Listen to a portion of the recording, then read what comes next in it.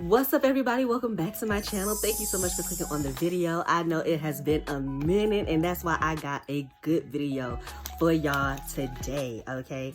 I guess I ought to give y'all a little life update or something since it's been a minute. You know what I'm saying? I don't know if y'all interested in that sort of thing. You just want to know the magic, honey. Where is the magic?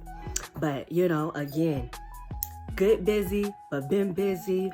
My oldest, child, I'm old enough to have a son that's working.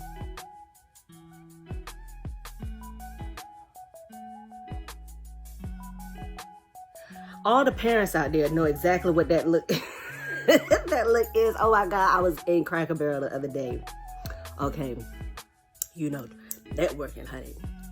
Passing out my business card, and our waitress was 17 years old. When I got home, it dawned on me that I am old enough to be this woman's mother. Do you know I sat in that shower and hollered for a good 5 minutes? At that realization, I couldn't believe it. Yes, so I've been taking him to work. He's not quite old enough to drive. But yeah, I've been doing that. Transmission trouble, so we down to one vehicle, okay? And so I've been taking my husband to work. It's just been a lot going on. Business is booming, business expanding and growing. I'm adding to my team with Mary Kay. Like, it's just been a lot going on, but I'm handling it. And I'm adulting. As you can see, I'm wearing it well. I'm wearing the busyness well. And if y'all are curious, by the way, this is just braiding hair.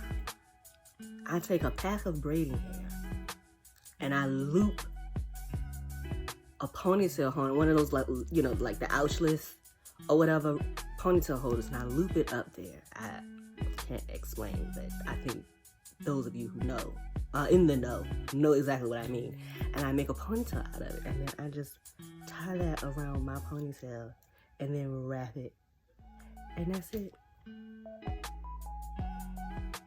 And you know, braiding hair, depending on where you go, is super cheap, okay? So you're welcome. You ain't gotta buy no little clip-on ponytails or the little drawstring ponytails, because they be pimping, okay? Get you some braiding hair, and if you're interested, let me know, and I'll leave you the link. I'll put the link for the video of how to do this, because it's a channel up here. Ivan Melda, I want to say, is the name of the channel. It's a weird channel name, but she got like a lot of cute hair ideas, and it's just braiding hair, no cheap. But I digress. That's the life update. That's the little insider secret on the hair. Now let's get into the video. Okay, I want to talk about, y'all know me, and if you don't know me, you're about to find out.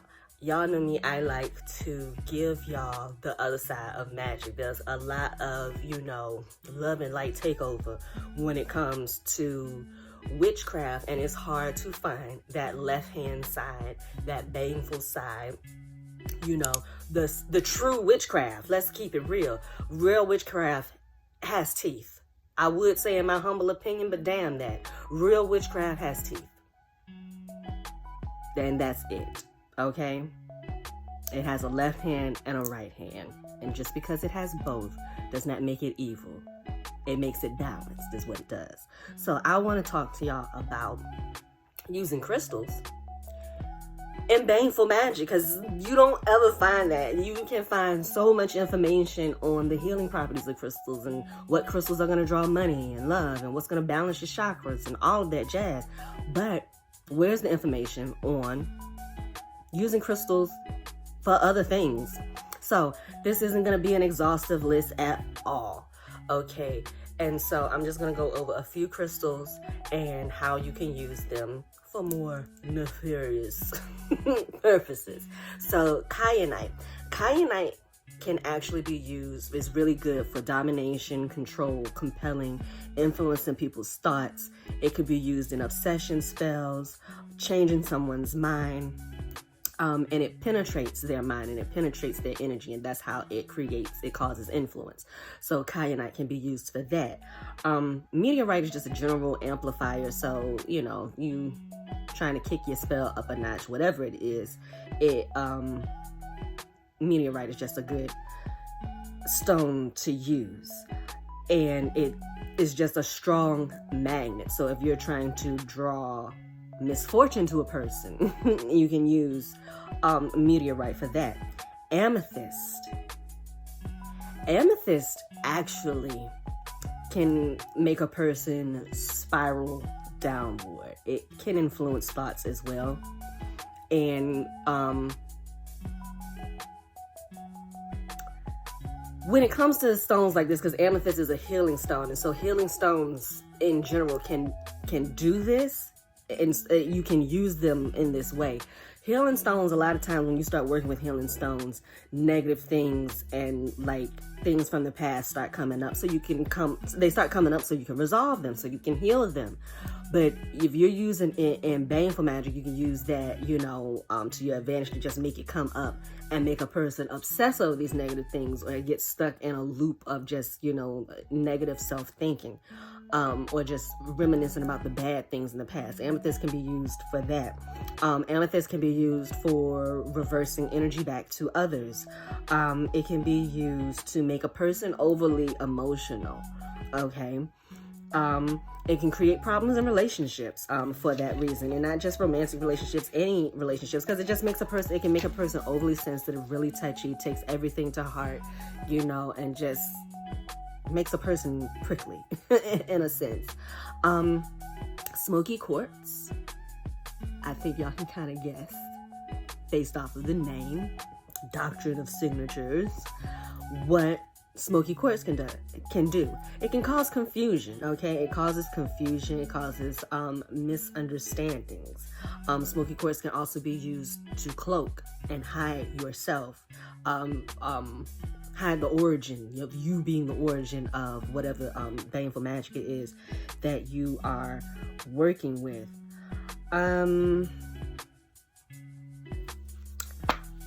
Black onyx can be used to break up relationships. So, if you combine that with amethyst, you can really cause a big argument, big blow up, and cause a person or couple or whoever, friendship, whatever it is, business partnerships, whatever, to break up. Diamond causes confusion. It causes chaos. It causes disorientation. Think about a diamond, of how it's multifaceted. It's like, okay, it's this very mystifying. It's like, what is it that I'm looking at? It makes it hard to see the full picture. It can be used for distracting. Star dioxide, which I have not worked with, it can be used to expose an enemy. So if you're trying to get the truth out of a situation, if you're trying to reveal someone's true intentions or true colors, star dioxide is good for that. Flint is another stone that can cause breakups, and I'm looking at my notes here. Alexandrite is another stone that influences people's thoughts, and it can cause obsession, obsessive thoughts. Obsidian, raw obsidian, because you want to keep that in mind. Certain stones, if you're trying to inflict pain, then you would want to use the raw variety of the stone, not necessarily the tumbled, smooth variety of it. You want it to be rough. You want it to have rough edges, and I mean, some crystals are dangerous. I definitely pricked myself on a crystal. One broke in my purse, and crystals can absolutely be dangerous. And so raw obsidian can be used to cause pain. It can be used to attack. And it can be used to cause misfortune. Opal. Now, y'all have probably come across opal, because opal is kind of like considered, I don't know, like just like a bad luck stone. So opal can be used as a vessel for harnessing or holding negative energy. So what you can do with opal is, whenever you're in a bad mood, you hold opal and just put all of your bad energy into the opal, and then when you're ready to use it in Baneful magic, then you go ahead and use it. Or if you're going to gift it to someone, gift it, and it can be used in sour jars, and just, it's gonna, whatever negative energy and stuff that you're putting in it, keep in mind, okay, well, what was it that you were going through while you were charging that stone with your negative energy? Because that's the type of situations and turmoil that it can cause in your target's life. Now, when it comes to using crystals in Baneful magic, I wouldn't recommend that you use the same crystals that you're using for healing in your Baneful workings. But if you don't have a choice, listen, I get it. Times get tight sometimes. Like, look, this is what I got. So what you can do is, if you must use the same stone for both light and dark magic, what I would suggest is, one, you should be cleansing your stones periodically anyway. Even stones that say that they don't need to be cleansed, I cleanse them anyway. And everything's going to pick up energy. Everything needs to be cleansed. This, you know, it's like treating stones like that is like how we treat strong people. Nobody checks up on a strong person. They're okay, right? No, okay? The cleansing stones need to be cleansed every now and again too. Maybe not as often, certainly not as often. But every now and again, yes, cleansing stones need to be cleansed. So I just cleanse all my crystals periodically. But especially if you're going to go from the left hand to the right hand with the same crystal, cleanse, you're going to do more than cleanse.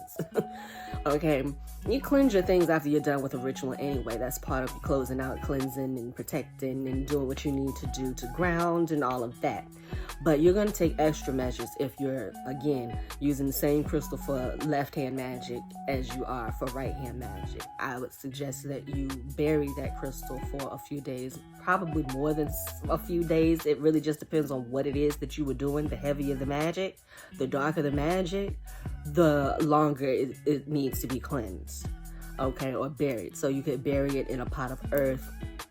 You could bury it, you know, in a bowl of salt. Of course, do your research and make sure, you know, you're not going to be damaging your crystals or anything like that. But burying them in cleansing herbs if you have enough of the herbs. But covering that crystal up and just letting it sit and rest and recharge, and just having, you know, all of that negative energy absorbed out of the crystal and into the salt, into the dirt, into the herb, and discard that and be done with that.